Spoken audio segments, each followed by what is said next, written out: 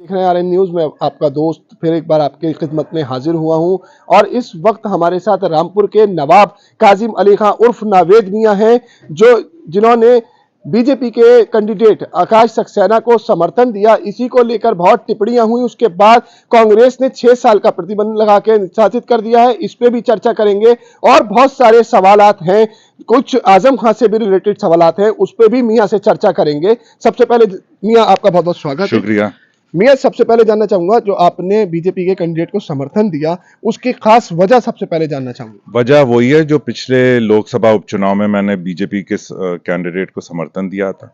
मेरा लक्ष्य है, मेरा मकसद है आजम और उसके परिवार, उसके प्रत्याशी का विरोध करना।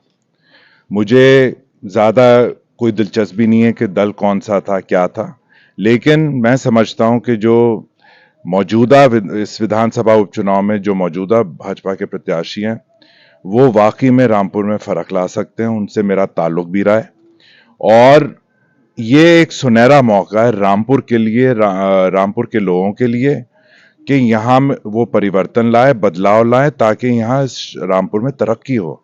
50 साल से जो काबिज था, 45 साल से जो काबिज था, उसने यहाँ के युवाओं के लिए, यहाँ के लोगों के लिए, कारोबार के लिए, कारखानों के लिए, सबके लिए वो नुकसानदेह साबित हुआ है।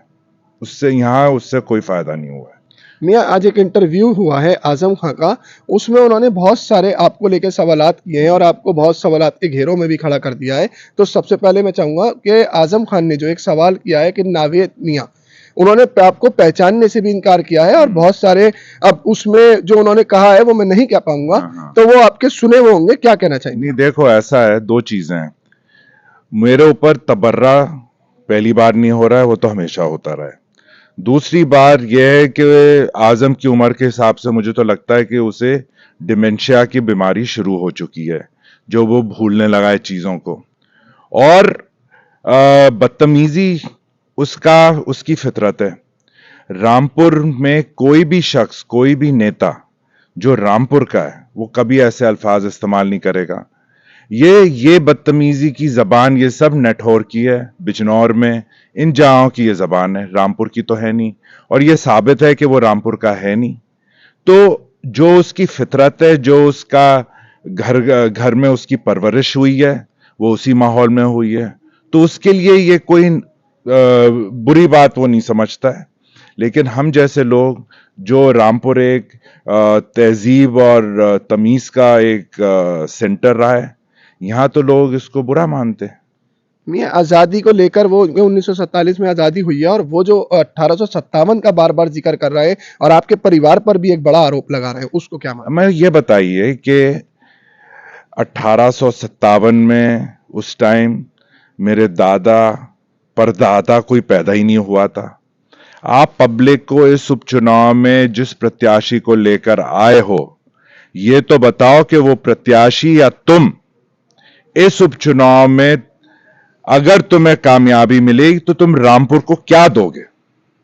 रामपुर वालों को कोई इंटरेस्ट नहीं है 1857 में क्या हुआ, मुगल इंडिया में क्या हुआ, उससे पहले इंडस वैली सिविलाइजेशन में क्या हुआ।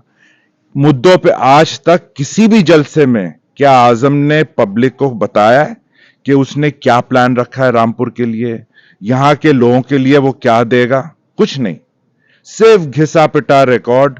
शोले में गब्बर सिंह का डायलॉग बोल दिया। ये इससे, इस चुनाव से क्या वास्ता? और एक कहावत है, घर का भेदी लंका ढाए। उसके अपने बेटे ने उसका पॉलिटिकल एम्पायर खत्म कर दिया। ये उसकी सबसे बड़ी बौखलाहट है, इसलिए वो दीवाना हुआ पड़ा है, जो अल्फाज इस्तेमाल करता है।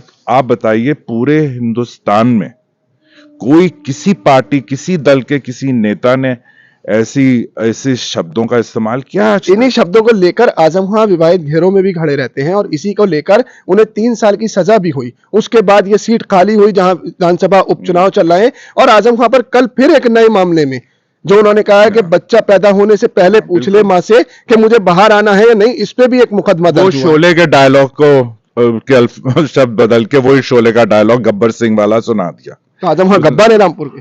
उससे भी बुरे। गब्बर इंसान तो था, ये तो उससे भी बुरा है, ये तो इंसान ही नहीं है। और आप देखना ये तो 3 साल की सजा के ऊपर है। इसके बाद देखना स्वार में 2-3 महीने में उपचुनाव होगा, इसका बेटा भी डिस्क्वालीफाई होगा, बेटे का भी वही हशर होगा जो इसके बाप का हुआ है।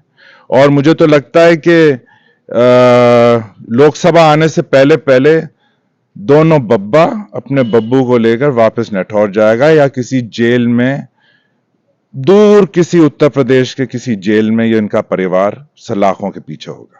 तो हर चुनावी भी जनसभा कर रहे हैं, वहां रो भी रहे हैं, क्या जो उनकी आंसू है क्या वो कोई इनकलाब लाएंगे? नहीं, देखिए ये बताइए कि जो आंसू हैं अगर सच भी हुए, पहले बात तो वो सच ही नहीं है, अगर सच भी हुए तो क्यों आए आंखों में?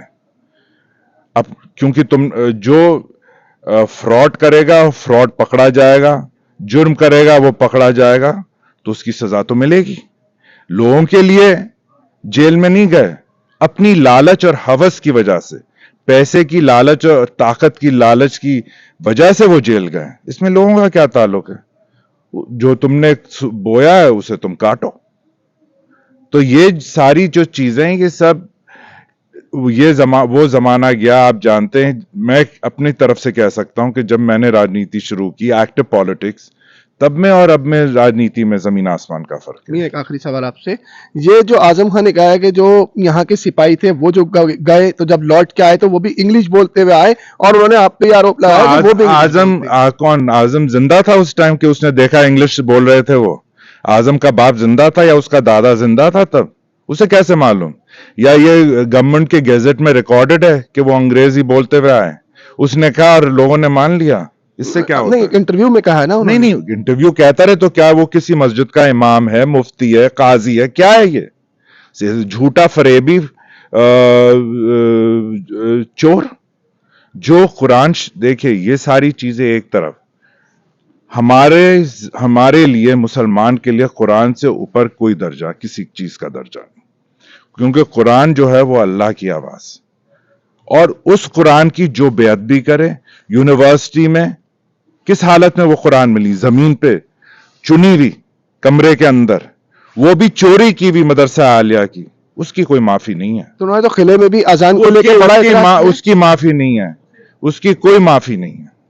और जब उसकी माफी नहीं है तो जो भी आज हो रहा है वो अल्लाह ने निजाम तैयार किया है, और इसकी हालत इससे भी बुरी होने वाली है। किले में अजान को लेकर भी तो एक बड़ा एतराज किया उन्होंने कि लाउड स्पीकर में जब अजान है, वो तो गलत है। और जलसा किले में क्यों? क्या किला तो नवाबों का बनाया हुआ है। तो अपनी यूनिवर्सिटी के सामने की जो इमारत है उसको अपनी यूनिवर्सिटी में क्यों नहीं किया? यूनिवर्सिटी अपनी बनाई हुई है। किला तो हमारे बुजुर्गों ने बनाया था, रामपुर के लोगों के लिए बनाया था, उसके लिए थोड़ी बनाया था कि नठौर बिजनौर इधर उधर से जो ये भिखमंगे आए वो उनके लिए, उनके पास ताकत आ जाए और वो इस्तेमाल करें। अगर इतनी आपत्ति है नवाबों से तो किले में क्यों जलसा किया? अपनी यूनिवर्सिटी में करते। तो बड़े बहुत सारे उन्होंने आपके लेके आरोप लगाए हैं, वो लगाते रहे, उससे मुझे कोई फर्क नहीं पड़ेगा। मैं तो उस दिन का इंतजार करूंगा कि जो मेरा मकसद है वो कामयाब हो, यहां से सापा हारे, आजम की नाक कटे, और उसके बाद स्वार में उसकी नाक कटे, उसके बाद चमरौए में उसकी नाक कटे, और ये पूरे परिवार के साथ वापस अपने नठौर भागे, या तो फिर किसी उत्तर प्रदेश के जेल में बैठे रहे पूरी जिंदगी।